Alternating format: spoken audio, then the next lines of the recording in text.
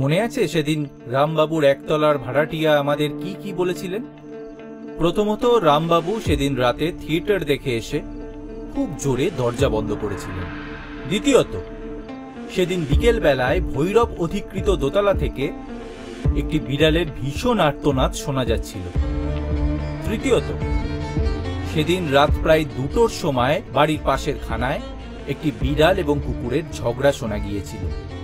এবং চতুর্থত, রামবাবুর মৃতদেহের পায়ে বিড়ালের আঁচড়ের দাগ পাওয়া গিয়েছিল।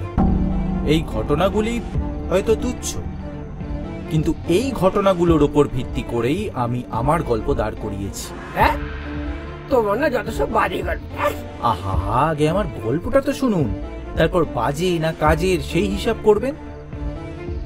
ভৈরব একটি ঝানু লোক। সে কোনোভাবে জানতে পেরেছিল রামবাবুর সিন্ধুকে 5 লক্ষ টাকা আছে এবং সেই টাকার প্রতি তার লোভ জন্মায়, এবং তারপর রামবাবুকে হত্যা করার এক অদ্ভুত পরিকল্পনা তিনি করেন।